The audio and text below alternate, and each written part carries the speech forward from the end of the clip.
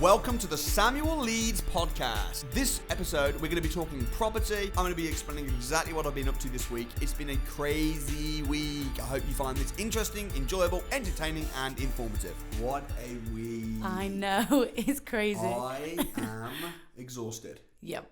You know what? When you commit to doing things like this, podcast every week, work out with Marvin every day.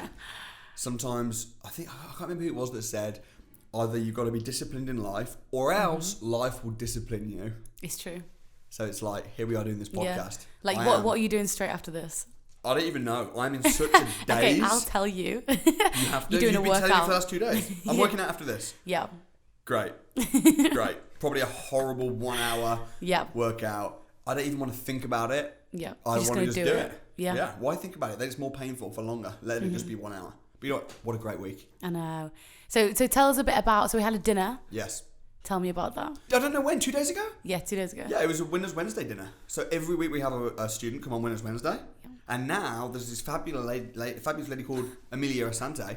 Bum, bum, bum. IKEA you.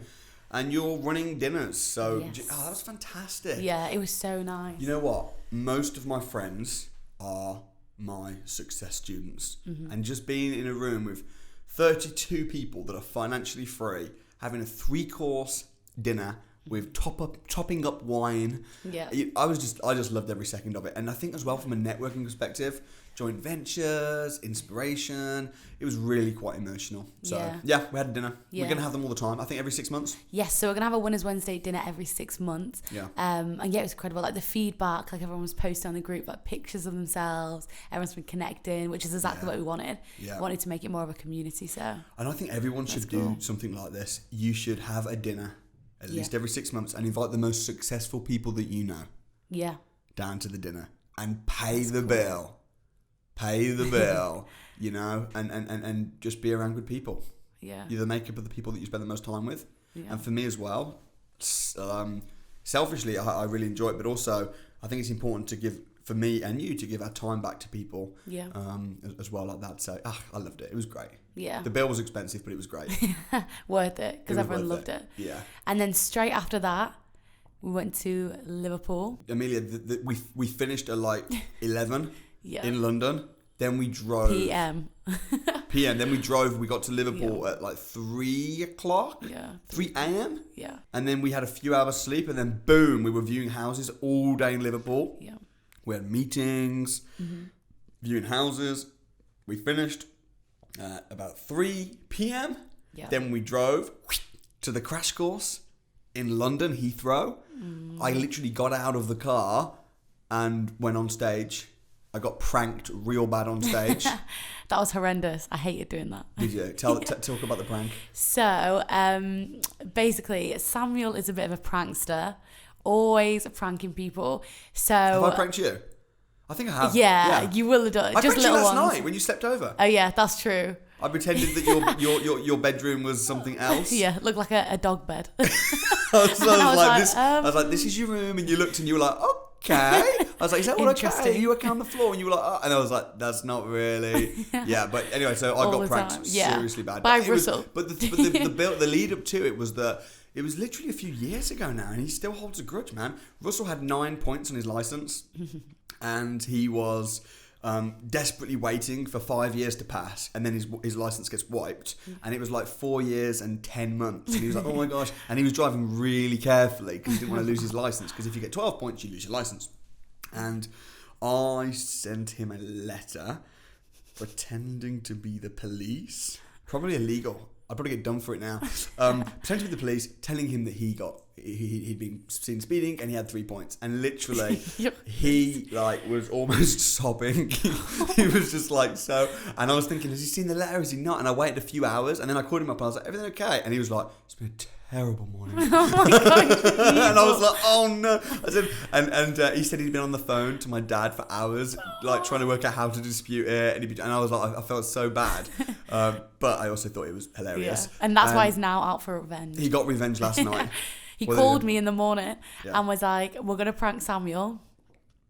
I'm going to tell you more about it when you get here. But basically, he's going to walk on stage and nobody's going to clap. And I was it's so much worse than nobody's going to clap. Yeah, It's so much worse. Just no even. And I thought, oh, somebody will woo or somebody will celebrate. Nothing. Yeah, the audience were great for doing that. So when I got back from Liverpool after driving for 4 hours, Yep. I go backstage.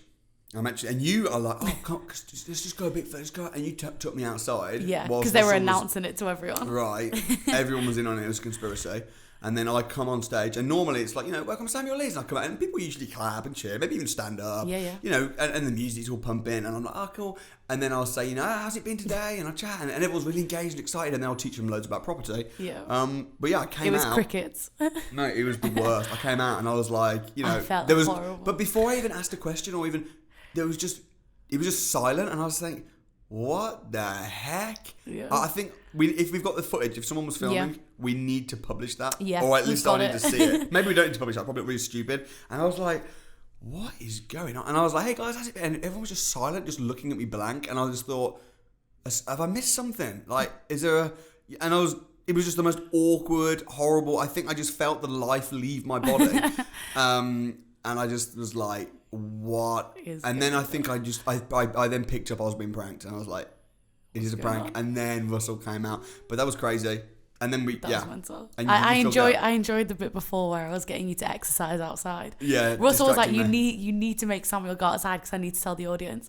So I was thinking, how can I possibly get him outside? So I was like, Samuel, we need to go outside. You've not worked out with Marvin today, your personal trainer. I was like, you need to do some jumps. We've been sat in the car, so you were there doing jumps, star jumps, all along running. I was being Filmed it got all. at, but no, it was funny. Did I take it well? Yeah, you took it well. I found it funny. I was like, how is he going to take it? I messaged Russell halfway through the day, like, I don't know how he's going to take it. Yeah, because it was on such a long day, right? Yeah. But it's all good. So the houses that we viewed, Liverpool houses, we viewed Good HMO. deals. Yep. We viewed a serviced accommodation unit, a little block with a few serviced accommodation units in it. We viewed a really cheap house, which is going to be a buy, refurbish, refinance opportunity. And we viewed a development opportunity with like commercial mixed use, and that was in Burnley, and all the others were in Liverpool. So which one was your favourite house? Ooh, I did love the one in Burnley. The one in Burnley Because it was just great. interesting. And the fact that like it had estate agents as well. So it's kind of like, it's really cool. And what else? I think they were all good, but I think the last two are my favourite. I think, what did you learn? What did you learn? Was this yesterday? Yes, it was yesterday. Yeah. What did you Days learn? go so fast. I think the main thing that I learn is there's like 3 main things that you're looking out for. Can you go into those a little bit more detail? No, I'm going to let you. I'm going to enjoy listening to you go into those things. Are you on about the 3 prices or the 3 figures that you need to know? Okay, so we'll do one at a time. You do the first one. Okay, so you need to look at how much are you putting in? Yeah, so what you purchase purchased price. for? Yeah. Yeah, how much are you buying the property for? Second thing The is second thing is any fees and refurb prices? fixed price, development cost. Development cost? You know what? You're actually really good at property. Like you, I feel like I'm going to say this wrong. I was going to be like, no, you're brilliant. You on help the me so property much on the channel. property business. So the first thing is what's the purchase price. Second thing is how much is it going to cost to refurb. Yeah. And then What are you ultimately, going to sell it for? yeah, or the end value. Yeah, What's and the end value? valuation. So we were just crunching numbers and getting those figures. Yeah.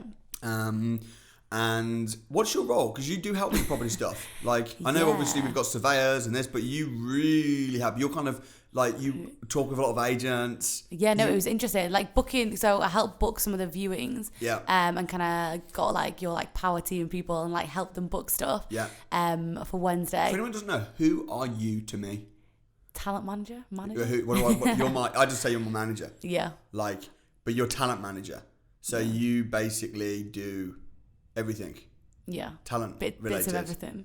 Yeah. I don't even know. Everything. Extra stuff. I don't think I have a job description. What's work-life balance like for you? Work-life balance. It's. I feel like for a lot of people, I think they enjoy kind of 9 to 5 and being at work and then off work, and they know when they finish work, they can they don't have to be contacted. That's their time. And there's nothing wrong with that. Yeah, there's nothing no wrong. right or wrong. It's like what people prefer. But I think for me, and how I am, I'm an all or nothing kind of person. So for me, I don't mind doing like crazy long days when there's stuff to do, but then I just want to know that when I need a day off, when I can feel that I'm like, ugh, I'm drained. Your body tells you, right? Yeah, and that's how I like to work. So I think we kind of like in the company, it's very like you let people kind of work how they want, and I think in a situation of how we work, like even like last night we were up to like 3. No, we were up till 5 last night.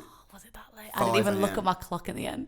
But the thing is, sometimes like we've been having like 2 hours sleep a night. Yeah, it's crazy. Which is just insane. Do you know what I kind of think when I think of like, because people say, oh, you're going to burn out. And I know Grant Cardone, who's kind of mentoring me at the moment, he says, you're not going to burn out. You're not a candle. Right. But here's the thing. When you're exercising, everything's going to relate back to exercising now because of what I'm doing with Marvin. It's all this, it consumes me. But when you're exercising, do you know where you've got good hurt and you've got bad hurt?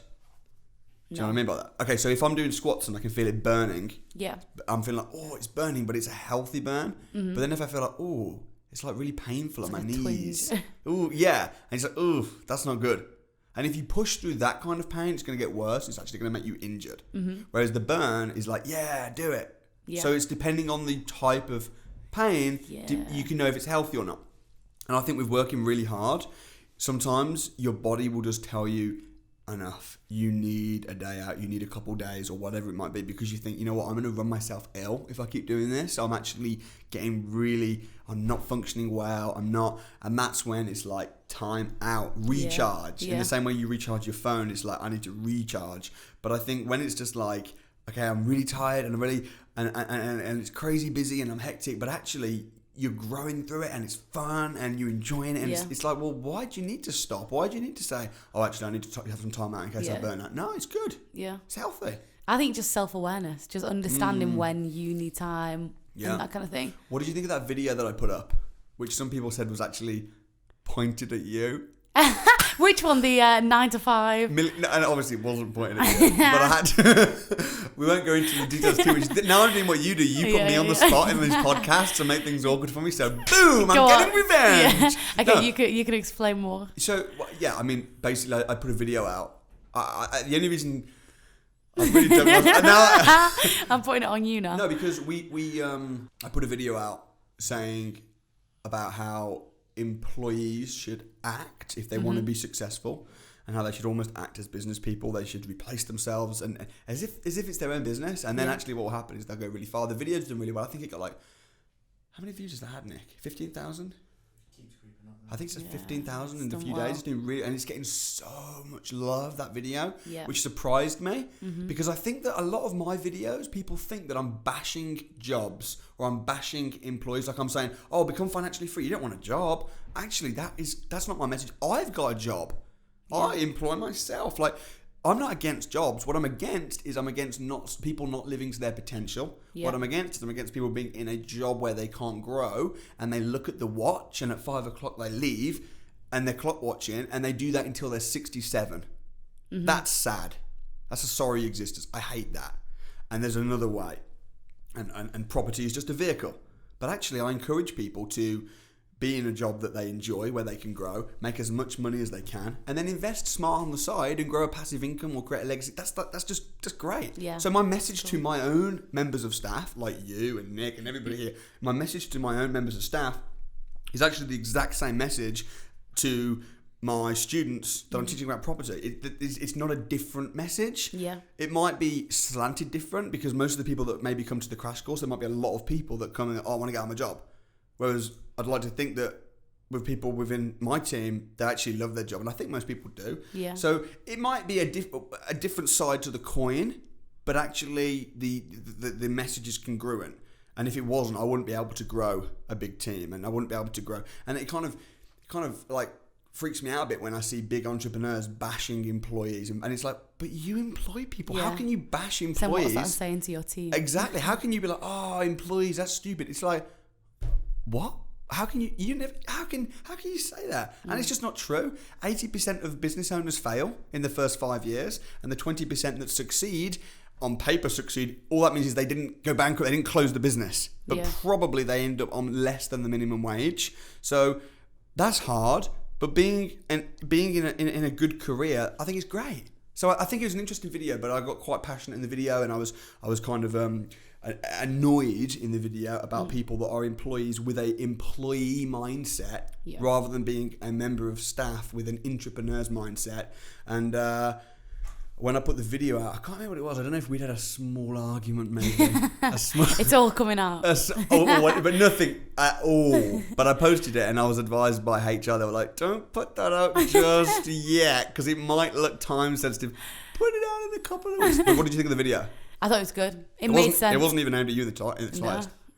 Was it? Wink, wink. No. But you know what, though? I must say, yourself and everybody in the team, like, have such a good attitude.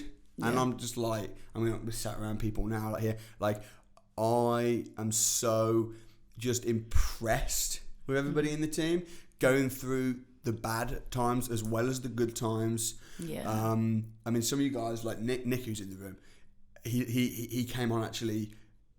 He worked for my brother's company. Then when me and my brother teamed up, moved to our company, then moved house to London. It's like the kind of commitment. And you moved from Manchester to Wolverhampton, and then the following month moved from Wolverhampton when we moved offices to London. Yeah.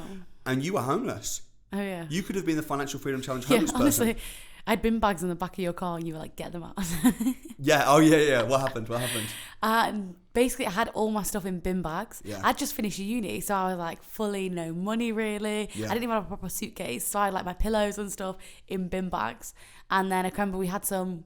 You basically moved me down to London. Yeah. We were doing some work, so we were in and out of hotels. And then we were like on the road for a couple of weeks, just living in hotels. Honestly. And you were carrying around bin liners. Yeah. And then there was a point at which I was like, I probably need somewhere to live. And so I ended up actually staying at someone's house for like a week and a half, I think. And then went into an Airbnb with another one of the employees, and then got my own place. Yeah. So it was a journey, but we're going to do amazing. a podcast at some point, because a little bit's come out, but I want to talk to you at some point about the whole experience. Yeah. From how you found out about us. Yeah. How we found out about you. What happened, because it's an incredible story. But why don't you give me the nutshell right now? Yes, so you posted that you wanted a videographer. Yeah, and you were giving emo posts before that. Oh yeah, okay, I'll go back then. No, you weren't doing emo, but you posted and you said like, I think you were at a crossroad in life, weren't you? Yeah, so basically my mum's into property, but she was doing it the traditional wrong kind of way, where she was doing the BRRR, and she would basically buy a house, do it up, sell it, but she'd always get to that point where she was really struggling for money just before she'd sell it. So I was like, oh, there must be a better way to do this. That's when I came across you, and that's when we came to Crash Course. From there, we booked on the DFE, and that was all good. I'd kind of been watching, and I was like, Didn't you win the DFE? Yes, I paid for it. Well, and then I won it. And then I was like, I'm not giving you the money. You got to put that towards the academy. Luckily enough, I did instalments, so I got the last ones free. Oh, okay. But yeah, I actually won on the viral video, the first FF challenge. Because you wrote the description for my very first FF challenge. Which is crazy. So yeah. That's how you got on my radar. Yes. The very first time. Yeah. And I was just like keeping up to date with stuff. We even found a post that I'd done, like a comment I'd done on Nick's video, his Uganda documentary. I can remember watching it when I was like in the middle of writing my dissertation, and I wrote something because he was like upset they didn't get as many views, because it's an amazing piece of content. If you haven't watched it, you need to. People don't watch that kind of stuff because it doesn't show them how to make money. Yeah. So if I say, oh, here's a documentary about what I did in Africa, people are like, yeah, we don't care. Yeah. Not everybody, but most people. Yeah. Which is a shame, but fair enough. But then it's like, here's me becoming financially free from scratch. That will go viral. Yeah. But I just put content out that I want people to see. Yeah. But anyway, go on. And I commented like, I was commenting as I was watching it, so I think I'd put like maybe 3 comments, and I thought, I can't believe this video didn't get this many views. Yeah. It's an amazing piece of content, and it's funny because we found it the other day and we were like, oh, so cute, because obviously now I'm working here. Oh yeah, and I saw the messages from like ages ago between even me and you. Yeah. Because you messaged me on Facebook. I love doing that. I love going to like Alistair, Ricky Mandel, Anthony John Wilmot, all these people that are now like really close friends of mine, and then I'll go right to the bottom of the Facebook messages, and they've reached out to me on Facebook, and they're like, oh, I'm trying to book on the Crash Course, but the link's not working, or something, or I've booked on, are you going to be there? And then they're like, oh, I just got back, I just wanted to say thanks so much for the Crash Course, it was a fantastic time. And it's just like, from going from almost just like a fan to a friend is just so weird. And that's what all the stories were like at the winners dinner. Yeah. Everyone was like, okay, so there'd be people sat in the room that they'd be like, I first initially came to the crash course because I saw this person's winner, and they were sat across the table for them. And like obviously everyone was there because the rippling effect. Like, yeah, the rippling effect. It's insane. But like someone would be like, I came to the crash course and joined the academy as a result of watching John Raybold's video, and John Raybold is across the table. Thank you, John. And then someone would then say, and I came because of your video. And it's like the organic snowballing effect of growth and success from people sharing their stories as a result of coming through the training is phenomenal. Yeah. It was insane. It was just crazy. And like people that come to the crash course now, it's like you might be there in 6 months. Yeah. And it's just crazy. In a year's time, we're going to have another like 52 winners. I can't wait. Every week. Bigger event each year. I remember you put a post up on Facebook, on our Facebook group. Yeah, so basically from then, I had university, so I had like my dissertation to do and all that kind of stuff. And when I finished, I was obviously looking for a job. And you'd put a post on Facebook about... Had I put a post first? No, you did. No, I think you put a post up first, and you were like, and it wasn't an emo post. I take the mickey out of you, but it was like, I don't know what to do. I'm a bit of a crossroads. Yeah. Should I do this, should I do this? And it was a bit like, I'm stuck in a rut kind of post. Yeah. Finished university, didn't quite know what to do. The sort of thing you do when you've got nothing else to do in the afternoon. Yeah, whatever. And then I remember seeing it, and I remember actually, I hate to admit it, but I remember just sort of like thinking like, ugh.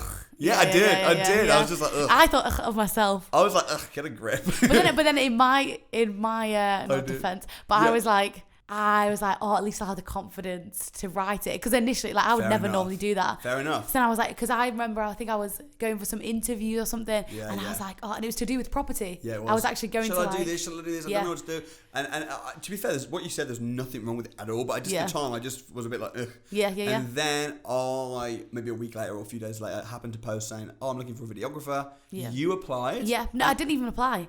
You put it up, and I said, if you're ever up, because you were like in London, a videographer in London, and I was like, I'm not in London, but you know, if you ever need any help filming up north, I'm here, like for free, whatever, just let you know I'm here. You messaged me on Facebook straight away. I wasn't interested in doing filming up north. Oh yeah, no, you weren't. So you messaged me, obviously with an agenda. Because you were commenting on everything, on all the posts, and I liked you. You'd been to the DFE, you'd written the financial freedom thing. I hadn't been to the DFE yet. Oh, you hadn't? Crash My bad. Course. But crash course, sorry. But I was just kind of like, you know, she seems cool, you know, commented nice, good energy. Right, sad post. And when you, no, because when you posted that, when you messaged me, and were like, oh, you know, if you need help in Manchester or whatever, let me know. I think I then actually searched your name. And I think I found your YouTube channel. Ooh, brand. Yeah. Brand. Power of brand. Yeah. And I watched your YouTube channel. I thought, actually, you know, this lady has got really good energy and seems really cool. I think she'd be a great videographer because you're putting your own videos out anyway. So then I messaged you and I said, I don't remember what I said, but you said something like, "Are you good?" No. What I did is I said, "Are you free for a call?"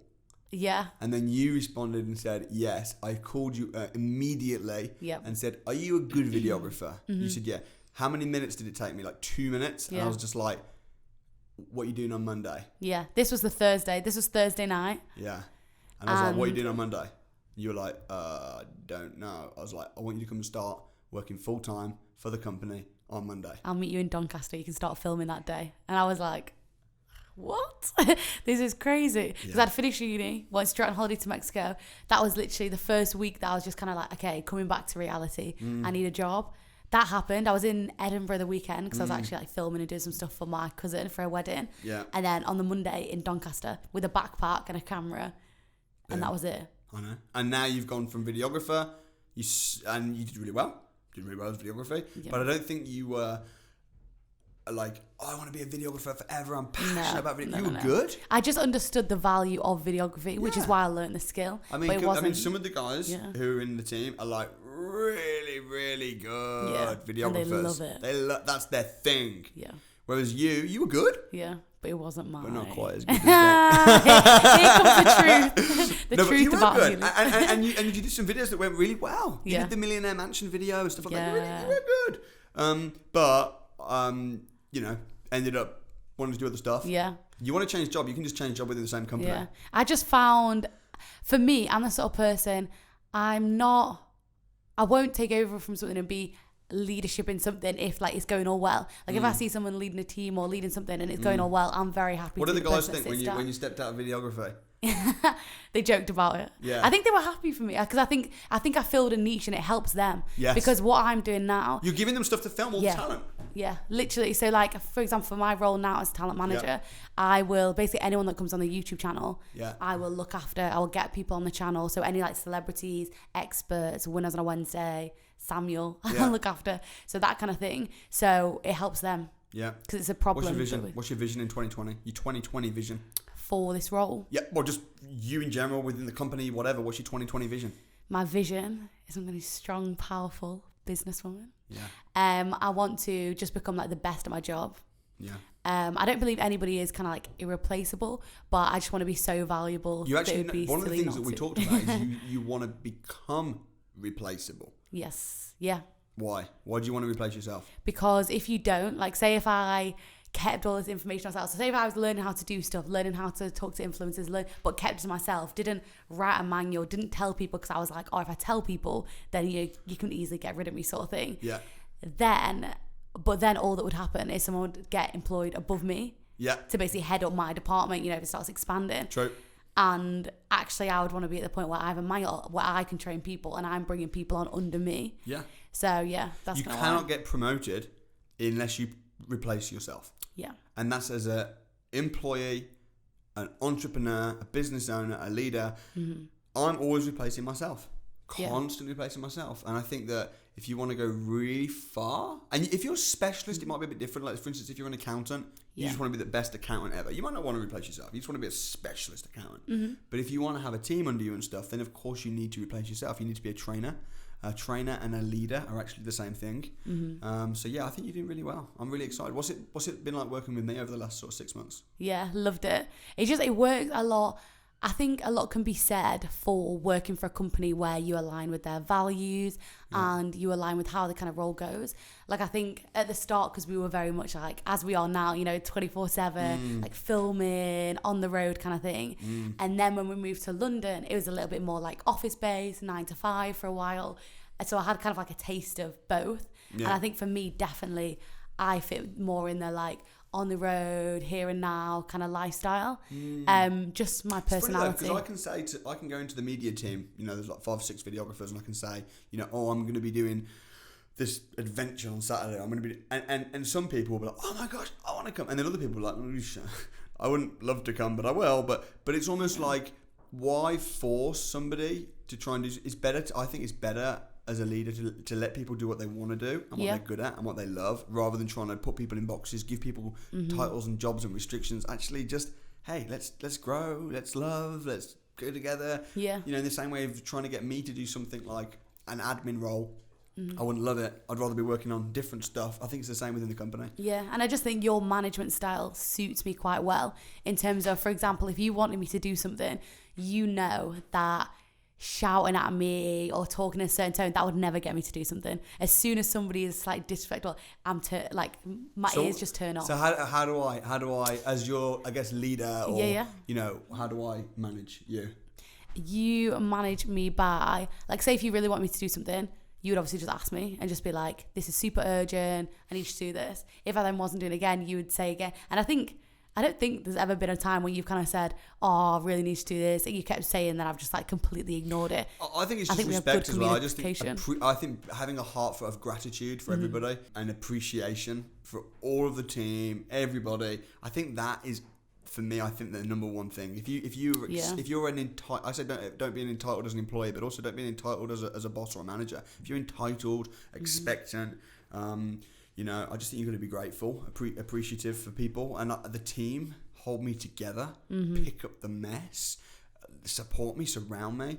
I think, at times, there are times when I do micromanage. I think maybe at small times. Probably Nick would say that.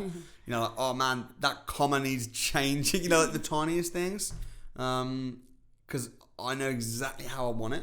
So, and I almost think leaving people, being like, I'm not going to be involved, you just do whatever, has its merit, but also... Yeah.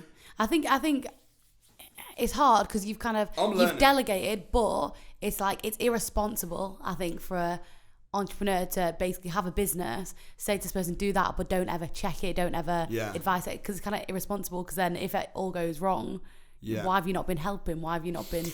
I'm learning, and I'm also, I get feedback from you guys. What can I do better, and stuff like that. So and it's just a great privilege to be in the company.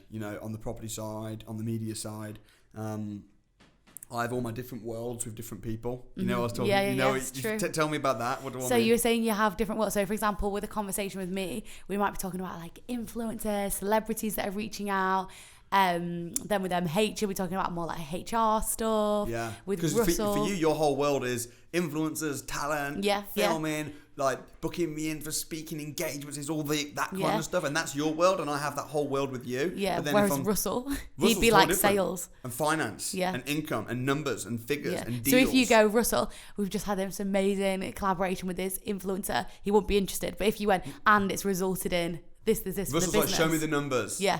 I went to Liverpool yesterday. We had a great day, and we got a load of filming done. He's like, yeah, but did you get a deal?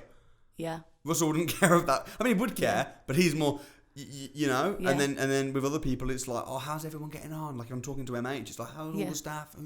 Is everyone happy? That's kind of what her world, and I'm kind of just a finger in every world, depending on the day of the week. Which do you prefer? My favourite stuff. That's a really hard question. I think for me it has to be variety. I mean, I do love the media stuff. Yeah. You doing the YouTube videos. I'm only saying that because Nick's right here. No, I love the media stuff. Yeah. I love that, and I think I also really enjoy just seeing people impacted. Okay. So if it just like the winners wins, the stuff that you do as well. On the property side, I really, really enjoy talking to our property director and just seeing the deals, and he's just awesome. Yeah. I don't know. Depends on what day of the week you catch me. So, that's cool. Listen, you're so cool, and I think next time, who do you want to select for the podcast next time? I'm thinking Nick. Nick, yeah. I think Nick would have some good stories. Yeah, or we could do a three-way podcast. For that? I think we should just. I think if me, you, and Nick did it, I think me and Nick would just spend 45 minutes just dissing you. I think. Yeah, potentially. We probably would. But we've got some cool guests coming on though. Yes. We got Marvin. Marvin. I'm going to bring my personal trainer on, but also we've got some celebrities. Celebrity guests. That's your bag. Yeah. We've got loads of celebrities we're working with. Big names, a lot of footballers, some pop stars, and there's some people that have said they'd love to come on the podcast, which is really cool. Yeah. So before, I wouldn't have even been able to manage all of the emails that I get from all of these people, but now I have you to keep the relationships, to answer the messages. Is great. So, guys, I hope you enjoyed the podcast. I hope you got a lot of valuable information as well as entertainment from me and Amelia Asante, and we look forward to seeing you next time.